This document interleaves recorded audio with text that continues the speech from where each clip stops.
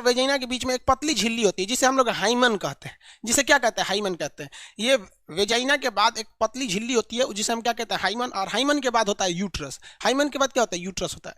अगर कोई महिला जो है, जो कोई फीमेल है, ज़्यादा मेहनत का काम कर रही है, साइकिल चला रही है, तो उसका हाइमन टूट जाता है। ठीक है, ये हाइमन टूट जाएगा। कुश्ती कर रही है, हाइमन टूट जाएगा। पुलिस में जॉब करती है, हाइमन टूट जाता है। तो ये हाइमन जो होता है एक पतली सी झिल्ली होती है जो यहाँ पर परत रहती है।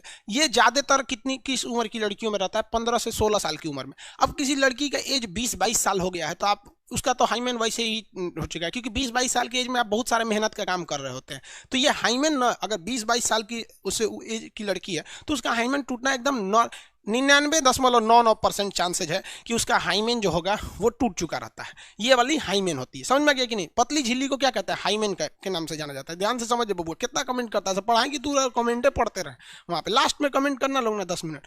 99% लड़कियों का 20-22 साल की एज में क्या हो जाता है? हाइमेन टूट चुके रहते हैं। लेकिन क्या है कि हमारे देश में एक परंपरा चली गई थी। अब इसको ध्यान से समझना बाबू, लाइफ में तुम्हारे बहुत काम आएगा।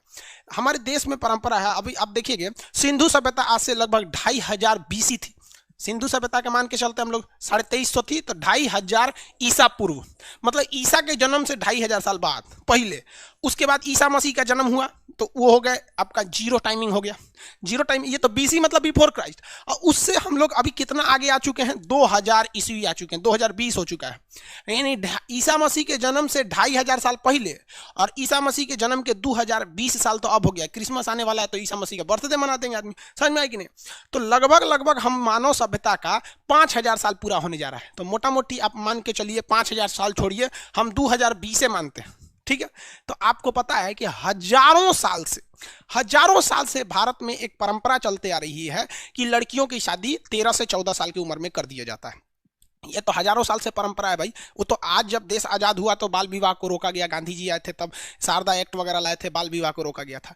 तो 13 साल की एज में लड़कियों की शादी हो जाती थी और ये हजारों साल से हिस्ट्री रहता था। तो आपको बताए हैं कि 20 से 22 साल की एज में लड़कियों के हाइमन जो होते हैं अपने से टूट जाते हैं। ये हाइमन जो होते हैं ना अपने से टूट जाते हैं, मेहनत का काम करना, छत पे जाने आने से। ये एकदम पतली झिल्ली होती है। लेकिन पहले क्या होता था कि लड़कियों की शादी 13 साल की एज में कर दी जाती थी और उनका हाइमेन जो होता था, मेहनत नहीं करती थी, 13 साल की लड़की छोटी रहती थी वहां पर। अब जब वो उनका शादी ब्याह होता था, जब उनके बीच सेक्सुअल रिलेशन होते थे, तब ये हाइमेन टूट जाता था, जिस वजह से मतलब कहते थे ब्लीडिंग आ रही है। तो आज हिंदुस्तान में एक परंपरा बन चुकी है, मतलब एक तरह के लोगों के दिमाग में मिथ गलत बैठ चुका है कि जो लड़की मतलब अच्छी है, मतलब किसी के दूसरे के साथ सेक्सुअल रिलेशन नहीं बनाई है, उसका हाइमेन रहेगा, उसकी ब्लीडिंग से होती है। ये गलत चीजें हैं, ऐसा नहीं है। ये एकदम 110% गलत है। आप अगर आप चाहते हैं कि मान लीजिए आपकी शादी ब्याह हो, आपकी वाइफ के साथ हाइमेन हो, तो फिर 13 साल की उम्र में शादी कर लीजिएगा, जेल चल जाइएगा। ठीक है, क्योंकि ये नॉर्मल सी बात है। इतनी पतली झिल्ली रहती है कि एक कागज भी उससे मोटा रहता है, कागज से भी पतली झिल्ली रहती है। वो नेचुरल चीज है, क्योंकि जब भी छोटे बच्चे रहते हैं तो उसमें एक्सटर्नल चीजों से बचाव के लिए दिया रहता है। तो अपने दिमाग से ये हटा दीजिएगा कि अगर आप जेन्युइन है, आज किसी की भी शादी होगी तो 20-22 साल की ही लड़की से होगी। 100% तो हम लिख देते हैं, 100% लिख देते हैं, नो हाइमेन सिक्योर।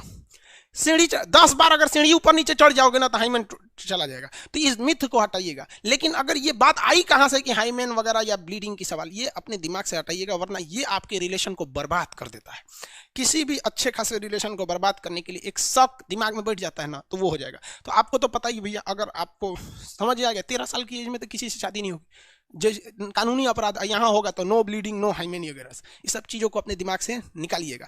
अब हम आपको टीचर हैं, हम आपको पढ़ाते हैं, बट हमारी कोशिश रहती है आपको टीचर से ज़्यादा एक दोस्त की तरह समझा सकें। इसे आप पॉजिटिव वे में लेंगे और अपनी ज़िंदगी में खुशहाल रहिए। आप लोग समझ में आया? अब हम लोग थोड़ा समझते हैं इसमें हार्मोन्स कौन कौन से होते हैं, जैसे रिलैक्सिन, प्रोजेस्टेरोन, ये सब के बारे में। करे टेयरिंग हार्मोन इज नेचुरल फेनोमेना। और एक और बात बताते हैं बाबू, देखो एगो देहात में कहावत कहा जाता है ना, होशियार को 4 जगह गोबर लग जाता है। एगो बहुत होशियार आदमी था, जा रहा था ना तो उसके पैरवा में गोबर लग गया। तू कर क्या लगा है, what is this? CBSE board कहता है होशियार, तो हाथवा से उठा के देख रहा है, ये क्या है, नहीं समझ में आया तो सूंघ के देख रहा है, हेउजा लग गया। अरे चोटा कहीं का, गोबर लगल है तो 3 जगह पोत लिया। एगो यहाँ हाथ में, पैर में पोतेबे कि हाथों में पोत लिया, नकियों में पोत लिया। तो कहा जाता है होशियार के 3 जगह गोबर लगता है। तो अगर तू ढेर होशियार बनेगा ना, तो आज डॉक्टरी आ गया है और डॉक्टर क्या करते हैं, इस हाइमेन को ऑपरेशन से करके एक पतली झिल्ली लगा देते हैं। हाइमेन आराम से लग गया यहाँ पर, ले अब अगर हाइमेन लगा दिया ना तो समझ जाओ कि वो किसी को भी कर देगा, वो 40 साल की बुढ़िया को भी हाइमेन लगा देगा ना तो उसका हाइमेन आ जाएगा। समझ में आ गया कि नहीं आ गया? इसलिए भाई साहब ये बहुत गड़बड़ चीज है यहाँ पर, इसलिए आप अपने दिमाग से हटा दीजिएगा ये मिथ को, एकदम गलत बात है। 13 साल की एज के बाद वो अपने से डिफेक्टेड हो जाता है, 13-14 साल के बाद वो मतलब हाइमेन रहने का सवाल पैदा नहीं होता है। लेकिन हमारे दिमाग में जो चीजों को 4000 साल से भरा जा रहा है कि नहीं फर्स्ट टाइम सेक्सुअल रिलेशन बनाने से ब्लीडिंग आती है, हाइमेन होता है, तो वो 4000 साल की बातें 50 साल में कैसे टूट सकती है? वहां पे दिमाग से नहीं ना हटेगा। हम लोग को तो कोई भी चीज दिमाग में घर कर जाती है, होता है कि नहीं होता है? चलिए अब आगे आते हैं, आप लोग समझदार हैं। इससे बहुत सारी लड़कियों को मतलब अच्छी लड़कियों को एक शक की नज़र से लोग देखने लगते हैं, एकदम गलत चीज़ है। ऐसे लड़के साले बोक होते हैं, वो जिंदगी भर ससुरे बकलो ले रहेंगे। यहाँ 3 हार्मोन बनते हैं फीमेल ओवरी में, 3 हार्मोन बनते हैं। एक बनता है ना आपका एस्ट्रोजन। एस्ट्रोजन एस्ट्रोजन एस्ट्रोजन क्या करता है? ये महिलाओं में सेकेंडरी सेक्सुअल चीज़ों को बढ़ाता है। जैसे हम लोग में टेस्टोस्टेरोन था, टेस्टोस्टेरोन की वजह से हम लोग में दाढ़ी मोछ आने लगते हैं, ये सब चीज़ें शरीर पे बाल वगैरह आने लगते हैं। तो ये एस्ट्रोजन क्या होता है? मेंसुरेशन साइकिल के निर्माण में मदद करता है।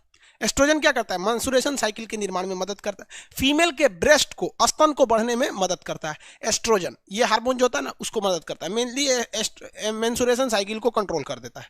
दूसरा हार्मोन होता है प्रोजेस्ट्रॉन। प्रोजेस्ट्रॉन, अब आपको प्रोजेस्ट्रॉन से याद रखिएगा, प्रोटेक्शन देता है।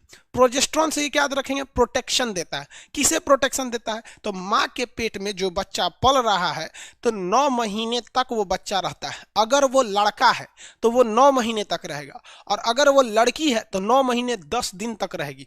लड़कियां ज्यादा दिन तक माँ के पेट में रहती हैं, क्योंकि लड़कियों के शरीर में लड़कों से एक्स्ट्रा अंग होते हैं कुछ, जैसे यूट्रस हो गया, ओवरी हो गया, ये सब चीजें होते हैं। तो ये प्रोटेक्शन देने का काम करता है। किसे प्रोटेक्शन देता है? तो